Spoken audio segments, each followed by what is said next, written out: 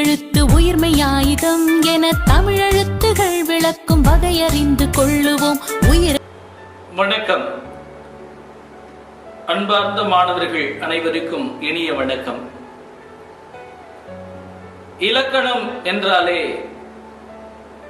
எல்லாருக்கும் ரொம்ப கஷ்டமான ஒரு விஷயம் அப்படிங்கிற மாதிரி நம்ம நினைச்சுக்கிறோம். முதல்ல இலக்கணம்னா என்ன? ஒரு அருமையான கேள்வி. ஒரு படித்தவர் தவறு செய்தால் அவரை பார்த்து கேட்கிறார்கள், ஒரு படித்தவர் இப்படி செய்யலாமா அப்படின்னு ஒரு கேள்வி வருது. ஒரு படித்தவர் என்பதற்கான இலக்கணம் அவருக்கு வேண்டாமா என்கின்ற ஒரு கேள்வி. அப்ப இலக்கணம் என்பது என்ன? படித்தவர் இப்படித்தான் இருக்க வேண்டும் என்கின்ற ஒரு வரையறையை குறிப்பிடுவது. அப்ப ஒரு மொழியில் இலக்கணம் என்பது என்ன? யோசிக்க வேண்டிய ஒரு கேள்வி. ஒரு மொழியை இப்படித்தான் எழுத வேண்டும், இப்படித்தான் பேச வேண்டும் என்று சொல்லுவது, இப்படி எழுதக்கூடாது, இப்படி பேசக்கூடாது என்று சொல்வது, ஒரு மொழியை பிழையின்றி எழுதுவதை பேசுவதை குறிப்பிடுவதுதான் இலக்கணம் என்று சொல்ல முடியும். இலக்கணம் என்பது ஒரு வரையறை, இப்படித்தான் இருக்க வேண்டும் என்று சொல்லக்கூடியதை தான் இலக்கணம் என்று சொல்லுகின்றோம்.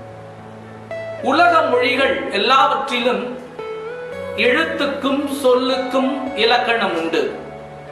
உலகத்தினுடைய பெரும்பாலான மொழிகளில் எழுத்துக்கும் சொல்லுக்கும் இலக்கணம் உண்டு. ஆனால் தமிழில் மட்டும்தான் வாழ்க்கைக்கு இலக்கணம் வகுத்திருக்கிறார்கள். தமிழ் இலக்கணத்தை பொறுத்த வரையில் 5ஆக பிரிக்கப்படுகிறது. 5 வகை இலக்கணங்கள் உண்டு. எழுத்து, சொல், பொருள், யாப்பு, அணி. எழுத்திலக்கணம், சொல் இலக்கணம், பொருள் இலக்கணம், யாப்பிலக்கணம், அணி இலக்கணம் என்று 5 வகை இலக்கணங்களை தமிழ் மொழி கொண்டிருக்கிறது. இங்கே மற்ற மொழிகளில் எழுத்துக்கும் சொல்லுக்கும் இலக்கணம் உண்டு. ஆனால் பொருள் என்ற இலக்கணத்தை கொண்ட ஒரு அற்புதமான மொழி தமிழ் மொழி. பொருள் என்பது என்ன? வாழ்க்கை. அந்த வாழ்க்கையை 2ஆக பிரித்திருக்கிறார்கள். அக வாழ்க்கை, புற வாழ்க்கை. உலகத்தில் எப்படியும் வாழலாம் என்பது வாழ்க்கை அல்ல, இப்படித்தான் வாழ வேண்டும் என்பதுதான் வாழ்க்கை என்று சொல்லி வாழ்க்கைக்கு இலக்கணம் வகுத்தவர்கள் தமிழர்கள். அந்த வகையில்தான் அகப்பொருள் என்றும் புறப்பொருள் என்றும் வாழ்க்கைக்கு இலக்கணம் படைத்திருக்கக்கூடிய சிறப்பினை பெற்றவர்கள் தமிழர்கள். அடுத்து பாருங்க, இந்த எழுத்திலக்கணத்தினுடைய தொடக்கமாக நாம் சில செய்திகளை சொல்ல முடியும். எழுத்தினுடைய உருவாக்கத்தையும் அந்த எழுத்துகளினுடைய வகைகளையும் சொல்லக்கூடியதாக இந்த எழுத்திலக்கணம் இருக்கிறது. இப்ப தமிழில் மொத்தம் எத்தனை எழுத்துக்கள் இருக்கின்றன என்கின்ற ஒரு கேள்வி இருக்கிறது. தமிழ்ல மொத்தம் 247 எழுத்துக்கள் இருக்கின்றன. உயிரெழுத்துக்கள் 12, மெய்யெழுத்துக்கள் 18. எழுத்துக்களில் இவை முதல் எழுத்துக்கள் என்று சொல்லப்படுகின்றன. சொற்களில் முதலாவதாக இடம்பெறும் எழுத்துகள் முதல் எழுத்துக்கள். உயிரெழுத்துக்கள் 12, மெய்யெழுத்துகள் 18 ஆக இந்த 30 எழுத்துக்களும் முதல் எழுத்துக்கள் என்று அழைக்கப்படுகின்றன. இந்த முதல் எழுத்துக்களில் இருந்து தோன்றக்கூடிய எழுத்துக்கள் 18 கூட்டல் 12 30 எழுத்துக்கள். இந்த முதல் எழுத்துக்கள் 18 பெருக்கல் 12 இக்கு கூட்டல் அ க, இக்கு கூட்டல் ஆ கா என்று சொல்லுகிறோம். இதுல கிடைக்கக்கூடிய எழுத்துக்கள் 18 பெருக்கல் 12, அதிலிருந்து கிடைக்கக்கூடிய எழுத்துக்கள் 216. ஏற்கனவே சொல்லப்பட்ட முதல் எழுத்துக்கள் 30, உயிர்மை எழுத்துக்கள் உயிரெழுத்தும் மெய்யெழுத்தும் சேருகின்ற பொழுது, உயிரெழுத்துக்களும் மெய்யெழுத்துக்களும் சேருகின்ற பொழுது கிடைக்கின்ற எழுத்துக்கள் மொத்தம் 216.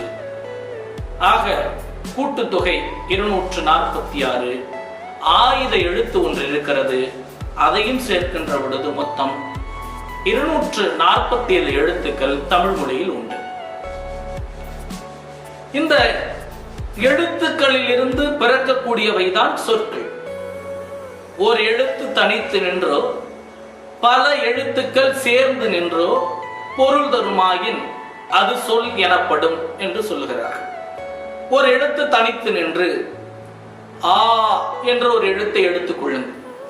ஆ என்பதற்கு பசு என்ற ஒரு பொருள் இருக்கிறது. அந்த ஆ என்ற எழுத்தோடு கூட டு சேர்த்தால் ஆடு என்று ஒரு விலங்கினை குறிக்கிறது. ஒரு எழுத்து தனித்து நின்றோ பல எழுத்துக்கள் சேர்ந்து நின்றோ பொருள் தருமாயன், பொருள் தரும்னு அர்த்தம் கொடுக்கணும், அது மீனிங் இருக்கணும். அர்த்தமே இல்லாமல், பொருளே இல்லாமல், மீனிங்கே இல்லாமல் சொல் என்று சொல்ல முடியாது. ஒரு எழுத்து தனித்து இருந்தாலும் சேர்ந்து இருந்தாலும் அதற்கென்று பொருள் இருக்க வேண்டும். அப்பொழுதுதான் அதனை சொல் என்று சொல்ல வேண்டும். இல்லை என்றால் சொல் என்று சொல்லக்கூடாது. தமிழ் மொழியில் இத்தகைய சிறப்பான விடயங்கள் நிறைய இருப்பதை நாம் பார்க்க முடிகிறது. அடுத்து பாருங்க, பொருள் இலக்கணம். ஏற்கனவே நான் குறிப்பிட்டேன் பொருள் இலக்கணத்தை பற்றி.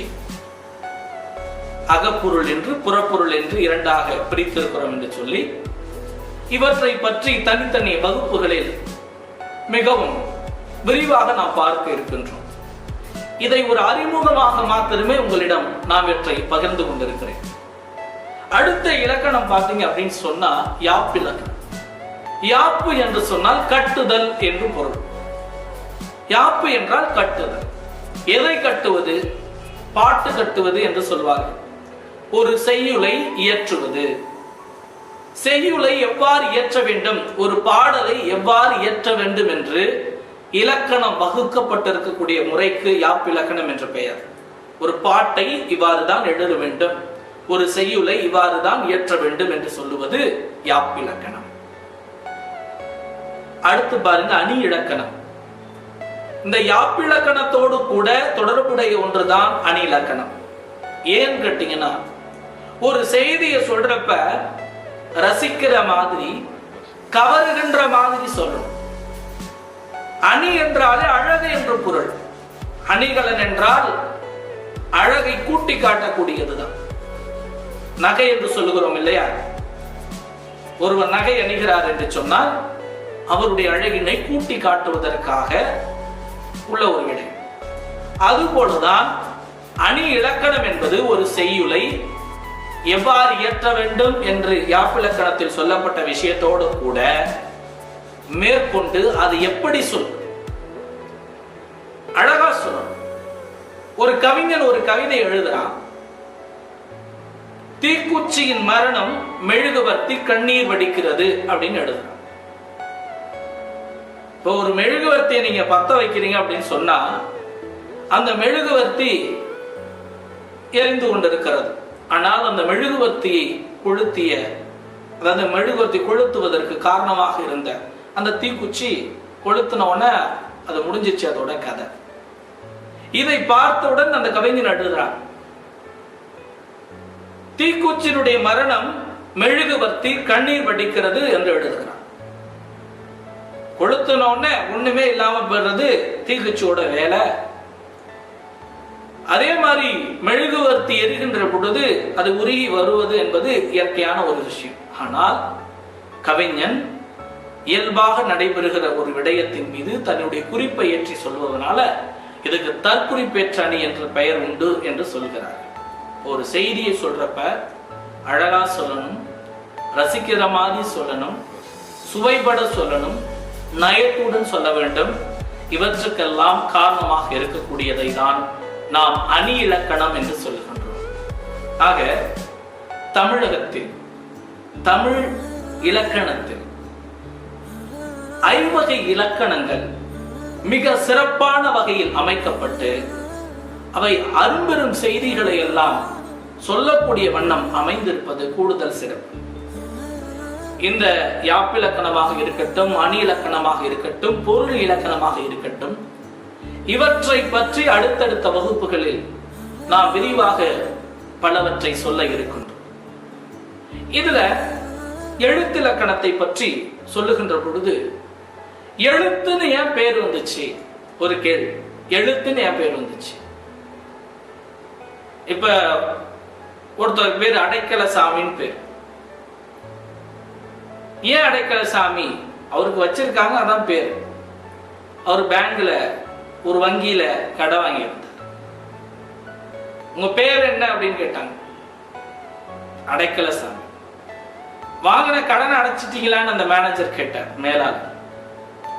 அடைக்கலசாமி. சிலர் பேருக்கு ஏற்ற மாதிரியே இருப்பாங்க.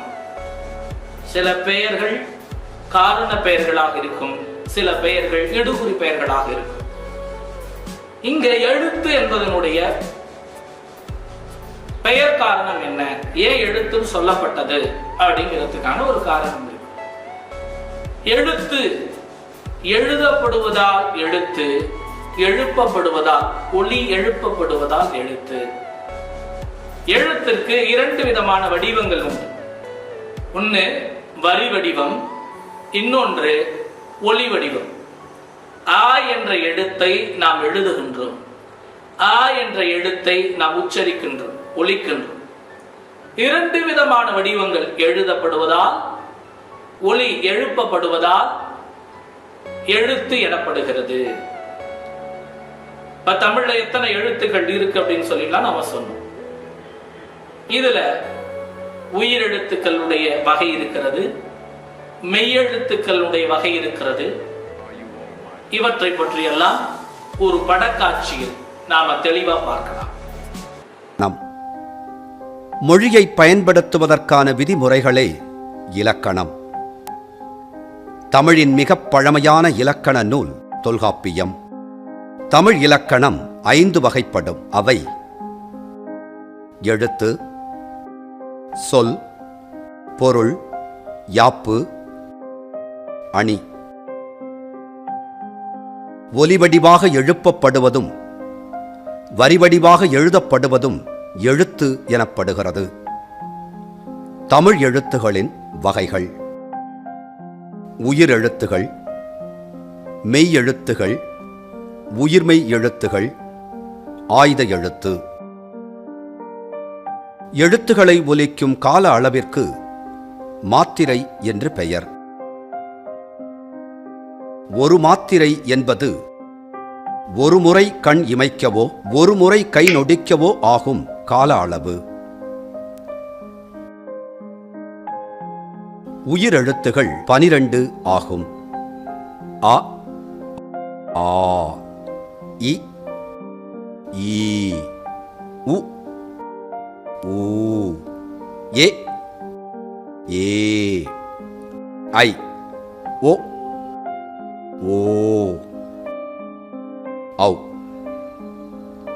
உயிரெழுத்துகள் 12 ஆ, இ, உ, ஏ, ஓ ஆகிய 5 குறிலெழுத்துகள். இவற்றை ஒலிக்கும் கால அளவு ஒரு மாத்திரை. மீதமுள்ள ஆ,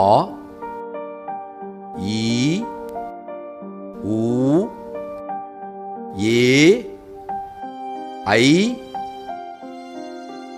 ஓ, ஔ ஆகிய 7 நெடிலெழுத்துகள். இவற்றை ஒலிக்கும் கால அளவு 2 மாத்திரை. மெய்யெழுத்துகள் 18. அவை இக், இங், இச், இஞ்ச், இட், இன், இத், இந்த், இப், இம், இ, இர், இல், இவ், இள், இள், இர், என்.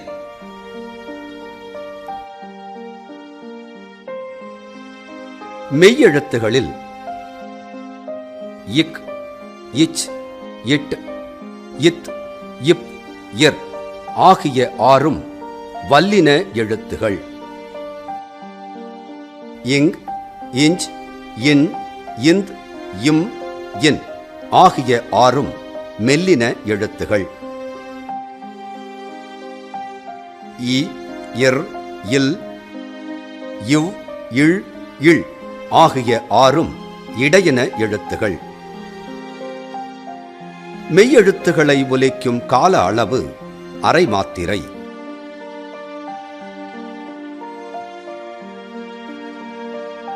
மெய்யெழுத்துகள் 18உடன் உயிரெழுத்துகள் 12ம் சேர்வதால் உயிர்மெய் எழுத்துகள் தோன்றுகின்றன.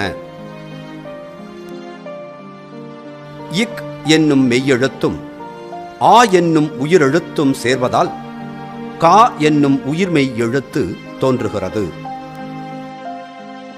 இச் என்னும் மெய்யெழுத்தும் ஏ என்னும் உயிரெழுத்தும் சேர்வதால் சே என்னும் உயிர்மெய் எழுத்து தோன்றுகிறது. இத் என்னும் மெய்யெழுத்தும் ஐ என்னும் உயிரெழுத்தும் சேர்வதால் தை என்னும் உயிர்மெய் எழுத்து தோன்றுகிறது. இப் என்னும் மெய்யெழுத்தும் ஔ என்னும் உயிரெழுத்தும் சேர்வதால் பௌ என்னும் உயிர்மெய் எழுத்து தோன்றுகிறது. தமிழ் மொழியில் தனித்த எழுத்து ஒன்றும் உள்ளது. அதுவே ஆயுத எழுத்தாகும். இதை ஒலிக்கும் கால அளவு அரை மாத்திரை. தமிழ் எழுத்துகளின் தொகை உயிரெழுத்துகள் 12, மெய்யெழுத்துகள் 18, உயிர்மெய் எழுத்துகள் 216, ஆயுத எழுத்து 1, மொத்தம் 247 எழுத்துகள்.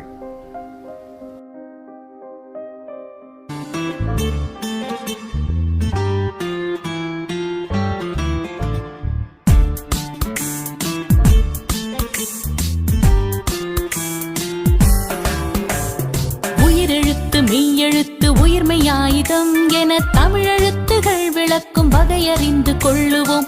உயிரெழுத்து மெய்யெழுத்து உயிர்மெய்யாயுதம் என தமிழெழுத்துகள் விளக்கும் வகையறிந்து கொள்ளுவோம். உயிரெழுத்து 12, மெய்யெழுத்து 18, உயிர்மெய்யெழுத்து 216 ஆகுமே. உயிரெழுத்து 12, மெய்யெழுத்து 18, உயிர்மெய்யெழுத்து 216 ஆகுமே.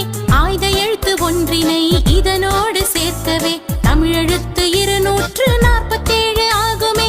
ஆயுத எழுத்து ஒன்றினை இதனோடு சேர்க்கவே தமிழெழுத்து 247 ஆகுமே. உயிரெழுத்து மெய்யெழுத்து உயிர்மெய்யாயுதம் என தமிழெழுத்துகள் விளக்கும் வகையறிந்து கொள்ளுவோம். உயிரெழுத்து மெய்யெழுத்து உயிர்மெய்யாயுதம் என தமிழெழுத்துகள் விளக்கும் வகையறிந்து கொள்ளுவோம். உயிரெழுத்து 12, மெய்யெழுத்து 18, 30 எழுத்துகளும் முதலெழுத்து ஆகுமே. உயிரெழுத்து 12, மெய்யெழுத்து 18, 30 எழுத்துகளும் முதலெழுத்து ஆகுமே. மொழியும் மற்ற எழுத்துகளும் தோன்றுதற்கு காரணமாய் உள்ளதாலே முதலெழுத்து என்னும் பெயர் பெற்றதே. மொழியும் மற்ற எழுத்துகளும் தோன்றுதற்கு காரணமாய் உள்ளதாலே முதலெழுத்து என்னும் பெயர் பெற்றதே. உயிரெழுத்து மெய்யெழுத்து உயிர்மெய்யாயுதம் என தமிழெழுத்துகள் விளக்கும் வகையறிந்து கொள்ளுவோம். உயிரெழுத்து மெய்யெழுத்து உயிர்மெய்யாயுதம் என தமிழெழுத்துகள் விளக்கும் வகையறிந்து கொள்ளுவோம். உயிர்மெய்யாயுதம் அளபெடைகள் குற்றி அலுகரம் குறுக்க வகைகள் எல்லாமே சார்பெழுத்தில் அடங்குமே. உயிர்மெய்யாயுதம் அளபெடைகள் குற்றி அலுகரம் குறுக்க வகைகள் எல்லாமே சார்பெழுத்தில் அடங்குமே. தாமியங்கும் மாற்றலின்றி முதலெழுத்து 30 துணையை ஏற்று இயங்குவதால் சார்பெழுத்து ஆகுமே. இவை தாமியங்கும் மாற்றலின்றி முதலெழுத்து 30 துணையை ஏற்று இயங்குவதால் சார்பெழுத்து ஆகுமே. உயிரெழுத்து மெய்யெழுத்து உயிர்மெய்யாயுதம் என தமிழெழுத்துகள் விளக்கும் வகையறிந்து கொள்ளுவோம். உயிரெழுத்து மெய்யெழுத்து உயிர்மெய்யாயுதம் என தமிழெழுத்துகள் விளக்கும் வகையறிந்து கொள்ளுவோம்.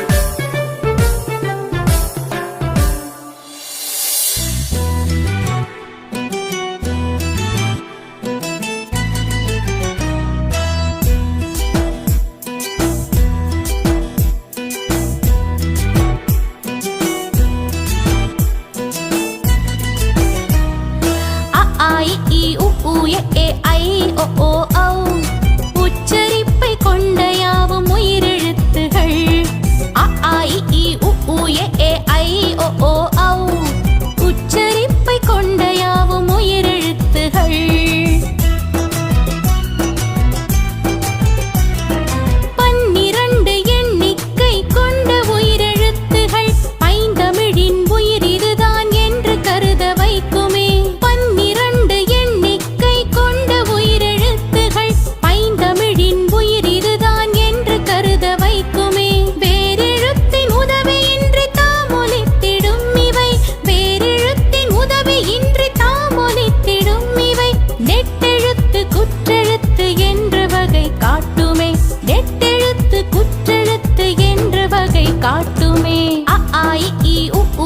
ஏ ஐ ஓ ஔ. உச்சரிப்பை கொண்ட யாவும் உயிரெழுத்துகள். அ ஆ இ ஈ உ ஊ ஏ ஐ ஓ ஔ. உச்சரிப்பை கொண்ட யாவும் உயிரெழுத்துகள்.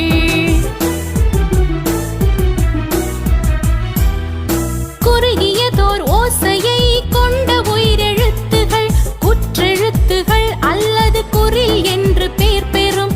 குறுகியதோர் ஓசையை கொண்ட உயிரெழுத்துகள் குற்றெழுத்துகள் அல்லது குறில் என்று பெயர் பெறும். அ இ உ ஏ ஓ என்னும் எழுத்துகள். அ இ உ ஏ ஓ என்னும் எழுத்துகள் இலக்கணம் காட்டுகின்ற குறில்களாக ஆகுமே.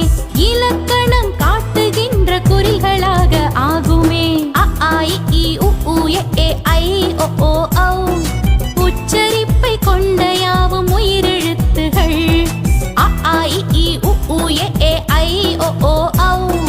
உச்சரிப்பை கொண்ட யாவும் உயிரெழுத்துகள்.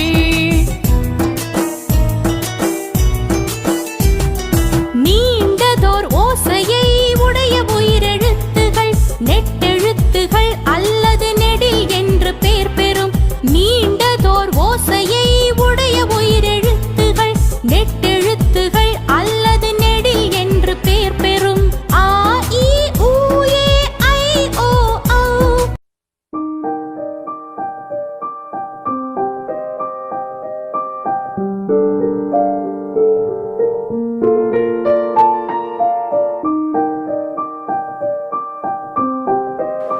ஒரு அருமையான ஒரு படைக்காட்சியை நீங்க பார்த்திருப்பீங்க. இப்ப எழுத்துக்களினுடைய இந்த உருவாக்கம் பற்றி எல்லாம் மிக சிறப்பான ஒரு காணொளி உங்களுக்கு வழங்கப்பட்டிருக்கிறது. அந்த செய்திகளை எல்லாம் நீங்கள் பார்த்திருப்பீர்கள். இப்ப முதல் எழுத்துக்களில் இருந்து சார்ந்து பிறக்கக்கூடிய எழுத்துக்களுக்கு பேரு சார்பெழுத்துக்கள் என்று பெயர். முதல் எழுத்துக்களை சார்ந்து பிறக்கும் எழுத்துக்களுக்கு சார்பெழுத்துக்கள் என்று பெயர். சார்பெழுத்துக்கள் மொத்தம் எத்தனை வகைப்படும்? சார்பெழுத்துக்கள் மொத்தம் 10 வகைப்படும். சார்பெழுத்துக்கள் மொத்தம் எத்தனை வகைப்படும் கேட்டீங்கன்னா, சார்பெழுத்துக்கள் 10 வகைப்படும். உயிர்மை, ஆயுதம், உயிரிழப்படை, ஒற்றளப்படை, குற்றியலுகரம், குற்றியலிகரம், ஐகார குறுக்கம், ஔகார குறுக்கம், மகர குறுக்கம், ஆயுத குறுக்கம். உயிர்மை எழுத்துக்கள் என்ன? ஒரு 216 எழுத்துக்களை நம்ம சொன்னோம். ஆயுதம் என்பது அக்கேணம் என்று அழைக்கப்படும் தனிநிலை, ஒற்று, புள்ளி என்ற பெயர்களும் அதற்குண்டு. அடுப்பு கட்டி மாதிரி பார்த்தீங்கன்னா ஆயுத எழுத்து. அஃது என்று எழுதுகின்ற பொழுது நம்ம எழுதுவோம். அடுத்தது பாத்தீங்கன்னா அளபடை. அளபடைனா என்ன? குறுக்கம் என்றால் என்ன? இரண்டிற்கான வித்தியாசம் தெரியும். அளபடை என்றால் நீண்டு ஒலிப்பது. உயிரெழுத்துக்கள் அளவெடுத்து நீண்டு ஒலித்தால் அது உயிரிழப்படை. ஒற்றெழுத்துக்கள் நீண்டு ஒலித்தால் அது ஒற்றளப்படை. குறுக்கம் என்றால் குறுகி ஒலிப்பது. மாத்திரை என்ற ஒன்று உண்டு. மாத்திரைனா என்ன? இப்போ உடம்புக்கு முடியாட்டினா நாங்க மாத்திரை எடுத்துப்போம் சார், அதல்ல மாத்திரை. அந்த மாத்திரை என்பது வேறு. இங்க இலக்கணத்தில் குறிப்பிடக்கூடிய மாத்திரை என்றால் என்ன அப்படின்னு கேட்டீங்கன்னா, எழுத்துகள் உச்சரிக்கப்படும் கால அளவுக்கு மாத்திரை என்று பெயர். அது கை நொடிக்கும் நேரம், கண் இமைக்கும் நேரம், இதைதான் மாத்திரை அப்படின்னு சொல்றாங்க. உயிரெழுத்துக்களுக்கு எத்தனை மாத்திரை? இப்ப மாத்திரை என்பதுல புள்ளி வைத்த எழுத்துக்கள், மெய் எழுத்துக்கள், அதுக்கெல்லாம் அரை மாத்திரை. குறில் எழுத்துக்கள் அ, இ, உ, ஏ, ஓ, இந்த 5 எழுத்துக்களும் குறில் எழுத்துக்கள். இதுக்கெல்லாம் ஒரு மாத்திரை. ஆ, இ, உ, ஏ, ஐ, ஓ, ஔ. இந்த எழுத்துக்கள் எல்லாம் நெடில் எழுத்துக்கள். இதற்கெல்லாம் 2 மாத்திரை. அப்ப கா என்பதற்கு எத்தனை மாத்திரை சார் அப்படின்னு கேட்டீங்கன்னா, ஒரு மாத்திரை. கா என்பதற்கு 2 மாத்திரை. ஆயுத எழுத்துக்கு எத்தனை மாத்திரைன்னு சொன்னா அரை மாத்திரை. இப்ப ஒவ்வொரு எழுத்துக்கும் இத்தனை மாத்திரை அளவு தான் இருக்கு. இப்ப உயிரெழுத்துக்கள் அளவெடுப்பது அப்படின்னு சொன்னோம். இப்ப அளவெடுக்கிறத என்ன செய்யப்படும்? ஆவண்ணா என்ற எழுத்துக்கு பக்கத்துல ஆனா என்ற எழுத்து எழுதப்படும். ஊவண்ணா என்ற எழுத்துக்கு பக்கத்துல ஊனா என்ற எழுத்து எழுதப்படும். அதாவது நெடில் எழுத்துக்கு அருகில் குறில் எழுத்து எழுதப்படும்.